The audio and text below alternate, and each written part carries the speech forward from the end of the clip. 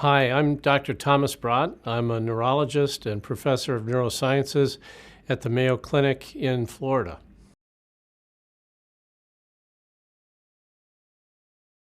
Well, carotid stenting has a place for patients today because, as you know, many patients are worried about the effects of surgery, worried about undergoing anesthesia, worried about invasive procedures in general. And carotid stenting, of course, if it's safe and effective, would offer an option to such patients. Other patients today may not like the cosmetic result from surgery. 25 years ago, we might say to such a patient, just deal with it. But today, of course, we're in a different world, and patient preferences are more important than ever, particularly if that option is safe and effective. CREST was designed to look at stroke prevention treatment in patients who had narrowing of the carotid artery, carotid stenosis, of greater than 70%. CREST included patients with symptomatic carotid stenosis and asymptomatic carotid stenosis. The patients were randomized to either carotid endarterectomy, carotid surgery, or to carotid stenting. 2,502 patients were randomized at 117 medical centers across the United States and Canada, and were followed initially up to 4 years. Well, in 2010, when we published the original results in the New England Journal of Medicine, our mean follow-up was 2.5 years. But our patients, in terms of their life expectancy, particularly today, is much longer. And in Medicare-age patients, for women, it's almost 20 years, and in men, it's almost 18 years. And we felt for a procedure like carotid surgery or carotid stenting, our patients needed to know, well, over a time horizon more appropriate for their life expectancy, what was the clinical durability of carotid surgery? What was the clinical durability of carotid stenting, over a 10-year period, hence the 10-year follow-up.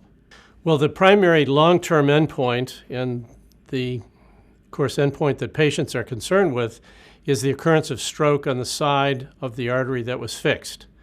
And the surprising finding was that the rate of stroke over that 10-year period after the procedure, either the stenting or surgery, was the lowest that's ever been reported. In fact, the rate per year per 100 patients was less than 1, about 0.6 to 0.7%. And it was so low that it actually is about the same as the rate of stroke in a similarly aged general U.S. population. They were both effective, and the results were so striking that the number of strokes in the two treatment groups, surgery and stenting, was almost identical. It was just a difference of only one stroke in these 2,502 patients over 10 years. Well, they were low, but the occurrence of stroke was about twice as high during the first 30 days in the stent patients compared to the surgery patients.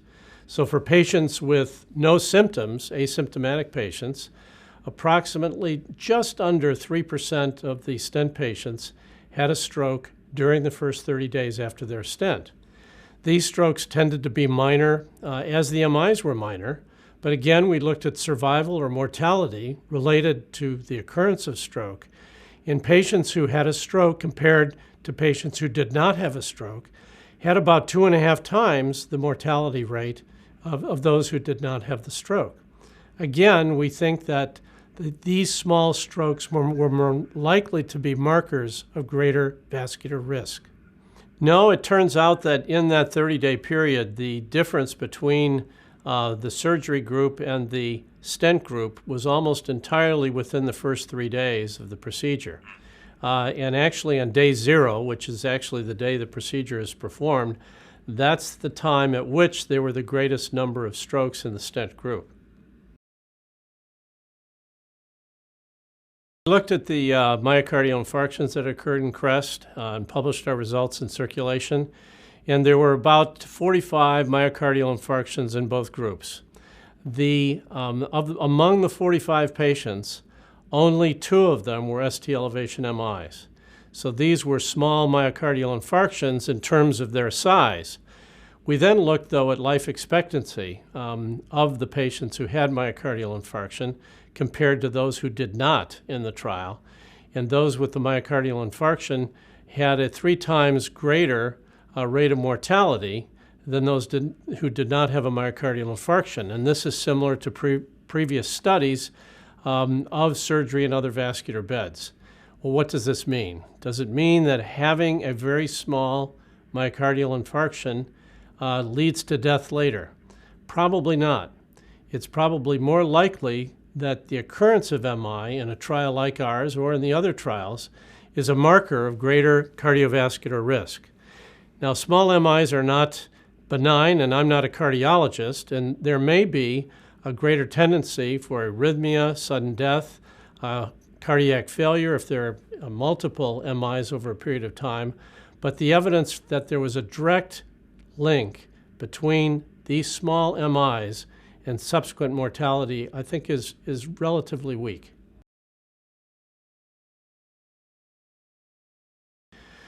Well, in the CREST trial, originally, we found that there was really no difference for asymptomatic patients between surgery and stenting. And about the same time, the ACT 1 trial was being carried out, again, looking at this separate population of patients with no symptoms, the asymptomatic patients. And with their randomized trial, they again compared surgery to stenting, but it was a little different. And for every patient who had surgery, they randomized 3 patients to the stent group. And their idea was to look for these asymptomatic patients who we know are at lower risk. Is there a difference between the 2 procedures? Something that they called a non-inferiority analysis, which is slightly different than what we did. And they found that carotid stenting was non-inferior to carotid surgery in the asymptomatic patients. Now, what does it mean? Well, the editorial in that journal, in that issue of the New England Journal, really focused on the very low rate of events that occurred in these patients, the CREST patients and the ACT 1 patients who are asymptomatic. And they pointed out that these rates are so low that one could wonder, well, the protection is from the surgery or stenting. But the editorialists looked at then observational studies where patients did not receive either surgery or stenting.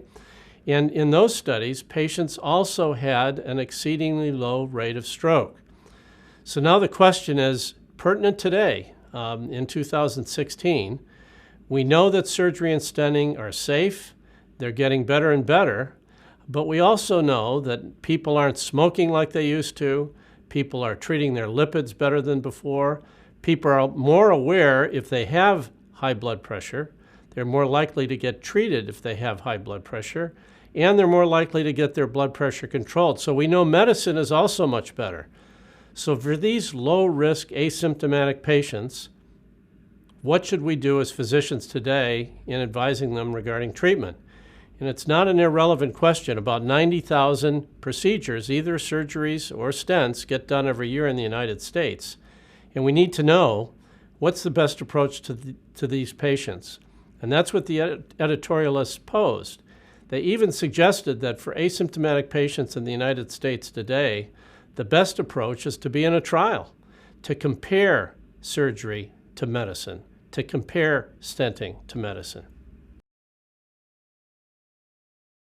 That's correct. Medicare reimburses carotid surgery for symptomatic and asymptomatic patients, but for conventional risk patients, that's for surgery. They're at conventional risk for surgery.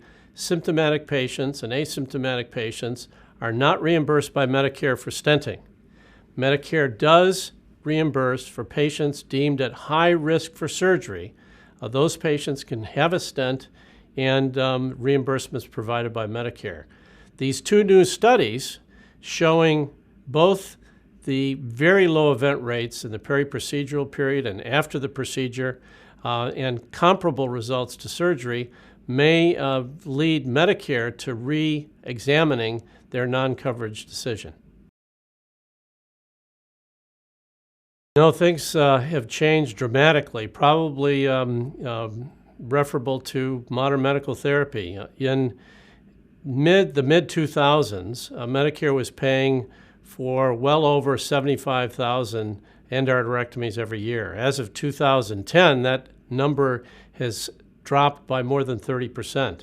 With carotid stenting, that procedure peaked around 2008 and again has fallen off steadily since that time. Doesn't really relate clearly with surgery for reimbursement, although reimbursement, I think, made an impact with stenting. I think what's really happened is that our patients today who were smokers and had high blood pressure during World War II and the years thereafter, the baby boomers, they're now being replaced by an elderly population which isn't smoking and which is getting better control of their lipids, their blood pressure, leading healthier lifestyles, and hence less disease.